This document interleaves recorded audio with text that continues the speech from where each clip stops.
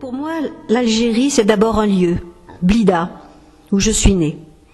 Mais c'est aussi Cherchell, puisque si je suis pied noir, c'est par ma branche maternelle, ma mère étant née à Cherchell, d'une famille implantée là depuis les premiers jours de la conquête.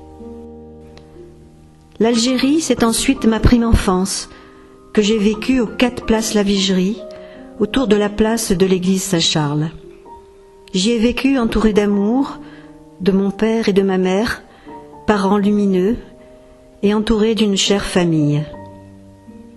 J'ai vécu dans une maison familiale qui se distinguait par sa belle allure sur la place de l'église. Mon enfance s'est partagée les étés au cabanon de Zeralda au Castiglione, les automnes à la ferme de Moussaïa, que gérait pour les Germains un de mes oncles, et bien sûr l'école communale. Il y avait aussi Alger de temps en temps. Rien de plus. L'Algérie, c'est enfin les événements qui ont volé mon enfance. C'est ce petit monde que j'ai dû quitter en juillet 1962, transporté en région parisienne par avion militaire, puisque papa était militaire. J'ai effectué d'abord des recherches généalogiques au Centre d'archives d'outre-mer d'Aix, car nous ne savions rien de nos origines, jusqu'à au moins à la fin des années 90. Dieu sait pourquoi, un certain Louis Cyprien, né à Paris en 1815, est arrivé à Cherchell en 1836 comme soldat. Il est devenu officier de Spahis et commandant du bureau arabe. La maladie l'a emporté 20 ans après, laissant une concession qu'une veuve, qui allait bien vite le suivre, ne put mener à bien. 2 orphelins élevés chez les pères blancs, et l'un des 2 était mon arrière-grand-père, qui eut l'avantage de faire un beau mariage avec une fille de là-bas. Que d'émotions et de fièvre à découvrir ces microfilms et ouvrir ces cartons jamais encore dépouillés. Désormais, il me fallait en savoir plus et mieux sur l'histoire de l'Algérie. Le cercle algérianiste d'Aix fut ma planche de salut. Sa présidente, Evelyne Joyot, disait tout ce que, confusément, je pensais. J'en devins membre au milieu des années 1990 et peu à peu m'impliquai dans des actions et travaux. Participation aux commémorations, aux manifestations, aux réunions du bureau. Pour les 40 ans de notre exode en 2002, j'organisai en tant qu'élu de ma commune de Cabriès une grande journée de souvenirs où furent invités tous les pieds noirs de ma commune. J'en avais compté environ 300. Evelyne nous gratifia d'une magnifique conférence et je faisais inaugurer un dolium, une grande jarre, ramenée de Sétif par une famille pieds noirs. Cette action a été complétée par la suite en 2007 par l'érection toujours à Cabriès d'un mémorial de la France d'outre-mer, l'un des rares monuments des Bouches-du-Rhône qui salue l'œuvre française outre-mer. Octobre 2009 fut une nouvelle étape puisque le Cercle d'Aix organisa le 36e congrès national algérianiste au Pasino d'Aix.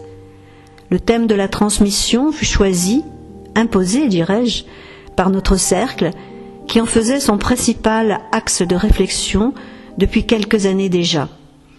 J'eus le redoutable privilège d'ouvrir et de présider la première table ronde. Ce fut un congrès, n'hésitons pas à le dire, exceptionnel, avec exposition de fresques conçues par notre présidente, avec un salon du livre et une tombola extra. Quant au public, il fut tellement nombreux qu'il fallut refuser du monde. Peut-être était-ce dû aussi à la présence de Robert Castel. Fort de ce succès, j'ouvris un blog Congrex, où je publiais notamment les résultats des conférences du cercle. Non, il ne fallait pas mollir, malgré les années, tant de désillusions sur nos épaules. En 2012, pour les 50 ans de notre exil, je fus à l'origine du livret L'Exode et après, publié par le Cercle d'Aix. Ce livret accompagna ma conférence sur le même thème que je donnais en primeur à la maison Maréchal Juin en avril. Le livret, la conférence me demandèrent beaucoup de travail, 1 année au moins. La conférence me fut réclamée par la suite dans de nombreux cercles. C'est bien. En 2014, je me remis à un nouveau travail de recherche et de recensement lors de la commémoration de la guerre 14-18. Je voulais faire entendre la voix de nos morts dans le silence assourdissant qui leur était réservé.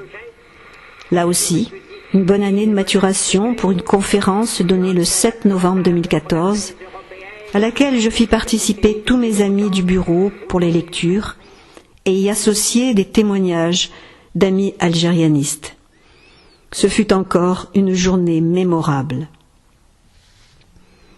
J'ai trouvé dans le cercle une communauté amicale où se partage notre jeunesse d'hier et nos combats de toujours. Le travail de recherche que je mène ouvre souvent de douloureuses blessures. Pourquoi suis-je l'âge seul de la famille à m'être plongé dans notre mémoire familiale pied noir et avoir mené une quête sur la connaissance de l'histoire de ma terre natale? Je ne sais. Mais ça m'est un devoir impératif de reconstruire l'histoire de mon pays natal, loin des mensonges, des silences et des injures qui nous ont été infligées.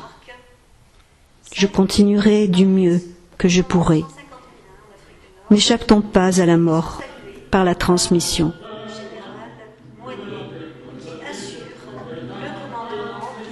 En Afrique du Nord.